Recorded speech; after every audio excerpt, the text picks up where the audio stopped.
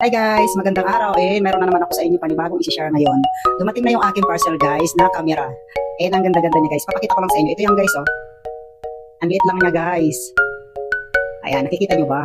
Nasubukan ko na to guys. Trinay ko na tong gamitin. Ang linaw niya guys. Tsaka ang kinaganda nito guys, kahit malayo, pwede nyo gamitin. Iganyan nyo lang oh. At saka yung camera niya guys, naiikot ito oh. Naiikot yan guys. So ipapakita ko sa inyo, i-unbox ko lang para may idea kayo. Baka gusto nyo bumili ng camera na gagamitin nyo sa video or sa pagbablog sa mga nag-umpisa pa lang.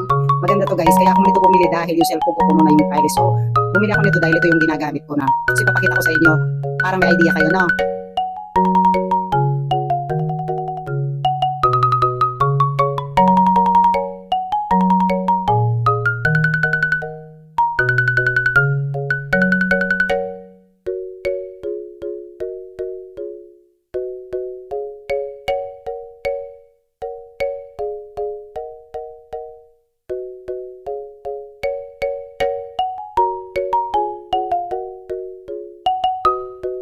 Ayan guys, nakita nyo yung in-unbox ko na in-order kong camera.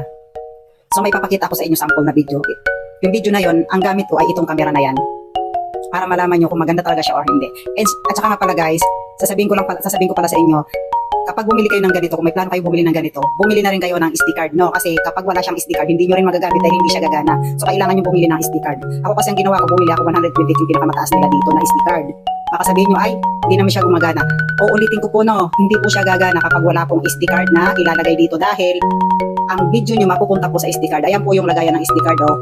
Kapag halimbawa gusto nyo nang i-edit yung mga video nyo, kukunin nyo yung SD card nyo, tapos ilalagay nyo sa cellphone nyo or sa laptop nyo or sa tablet nyo, doon nyo siya i-edit. Pero mayroon din siyang wifi kung gusto nyo i-transfer yung video nyo doon sa isa nyong cellphone. Nasa sa inyo po. And kapag mayroon na kayo dito, pag-aralan nyo mabuti. And super ganda guys. Ayan lang ang liit niya guys, oh. Pwede nyo rin isabit yan dito guys, ganyan. Pag nag-video kayo, isasabit nyo lang sa dito sa damit nyo or sa bulsa nyo. Depende kung anong gusto nyong gamitin. And ito nga pala ang camera guys. Naiikot yan. Halimbawa ang camera ganyan, nandiyan na yung nakaharap. Pwede nyo siya guys ikutin ganyan, no? Gusto nyo doon sa taas nakaharap or gusto nyo naman dito sa harap nyo iharap. Ayan. Naiikot siya guys. Ayan. Para alam nyo guys ha.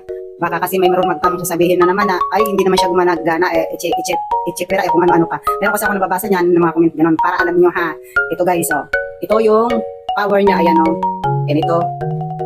And ito. And ito SD card. And mayroon siyang saksakan ng charger. Dahil may type C siyang charger. Kapag full charge nyo to guys, matagal nyo magagamit. Depende sa paggamit nyo na guys ha. Ayan. Ayan ang itsura niya guys. Guys, super ganda ang linaw. Ang ganda, hindi kayo magsisisi. At saka mura lang to guys. So yun lang guys, ipakita ko lang sa inyo yung nabili kong camera dito. And thank you so much, see you sa next video.